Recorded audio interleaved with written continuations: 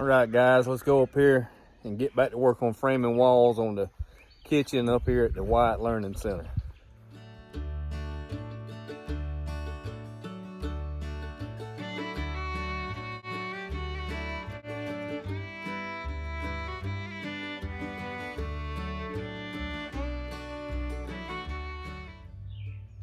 All right, guys, it's time to do something else on the kitchen up here at the White Learning Center. First thing we're gonna do is frame this end wall over here that's gonna have the door in it and figure out what we're gonna do with that, because we're working with a 7-foot ceiling height, which is very abnormal unless you're building a storage building or something. But we're gonna have a custom door we're gonna put in here, make it whatever we need to be, but we still want as tall as we can get, so we're gonna have to get creative with the header and all that. Let's get with it.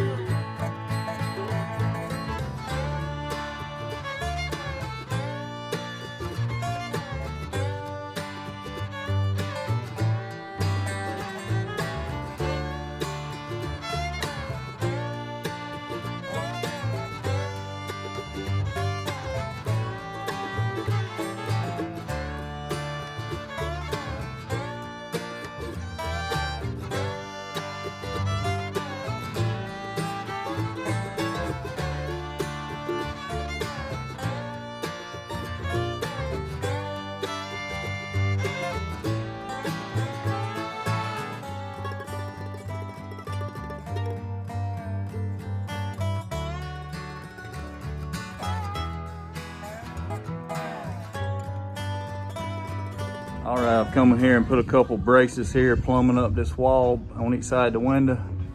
And I'm gonna build a header that's above the window, above the wall plates, which is unconventional, but what we got to do with the ceiling heights we have here. I'll show you when I got it in place.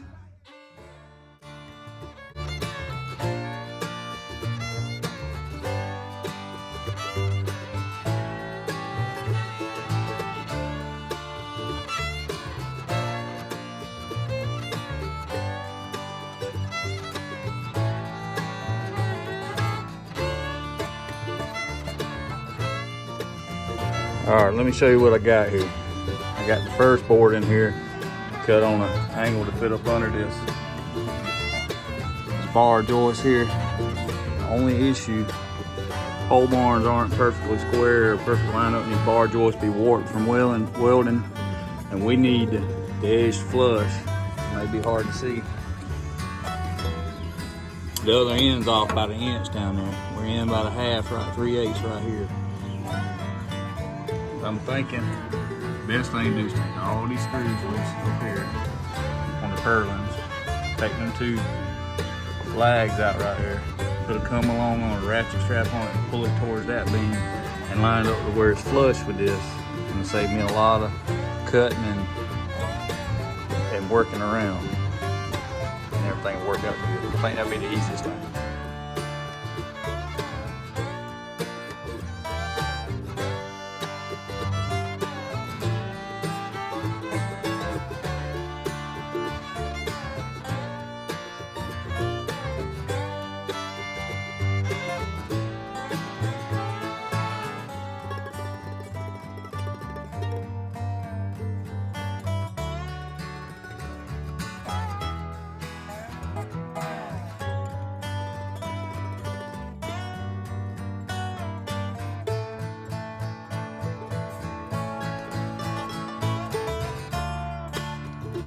Right, guys, so the goal here, normally you just have a single rim board more than likely around the top of your wall for your ceiling joist.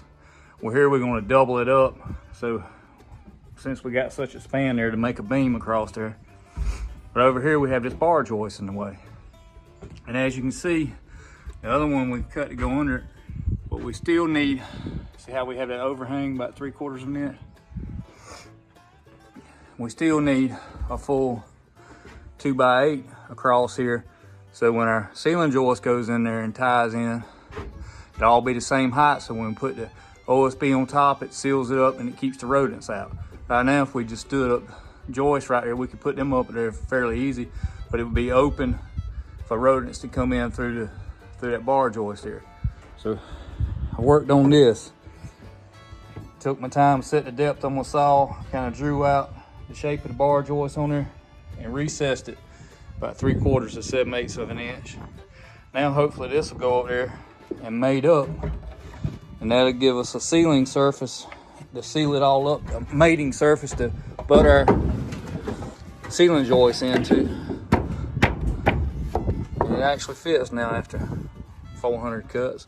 Now we can set our joists up here and we can hang them with brackets if we want to, or toe screw them or whatever. We'll still have a little edge here since we're not fighting with any inspections or codes here. And then we'll have to do a little bit more on the next one. But then after that, we'll be solid, straight. Let's get back with it.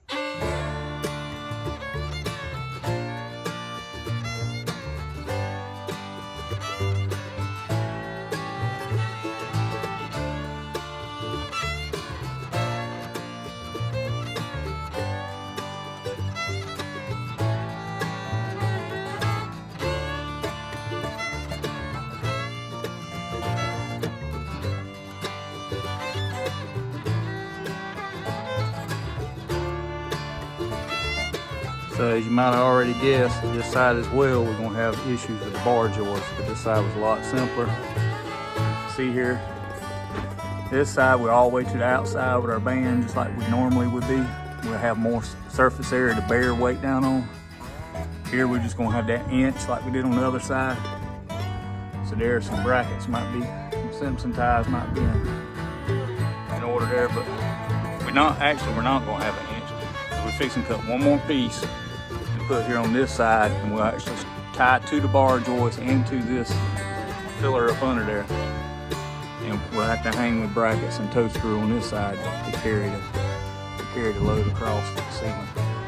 That way we'll have a flat mating surface there to keep the rodents out, so it'll all be boxed in when we insulate the ceiling. We're gonna plywood the top to keep them out of it, and then we're gonna have an open airflow attic above it. And when we put our exterior siding on, it'll run all the way up to the rake up there and completely cover this bar joist, and it'll be hidden and encapsulated inside. Let's get back with it.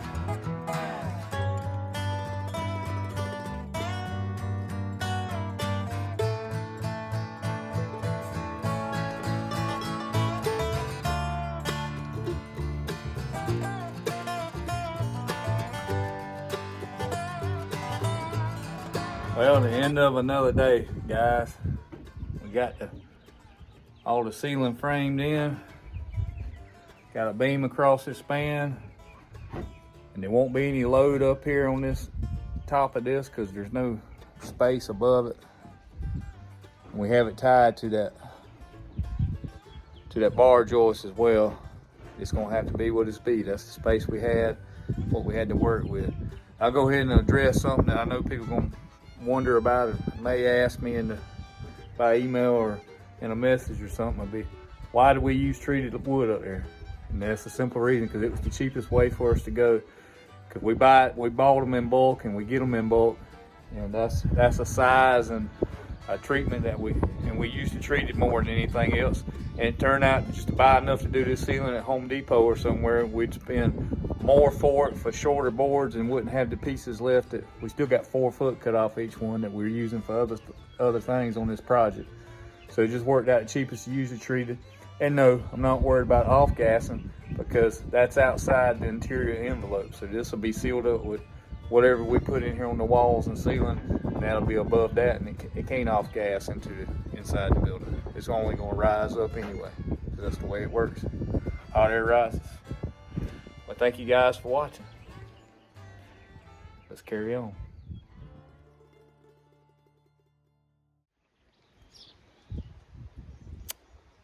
But thank you guys for watching today's video. Hope you enjoyed it. And as always, God gets the glory for the good in my life. Jesus Christ is my Lord and Savior. Please like, subscribe, and follow us on social media.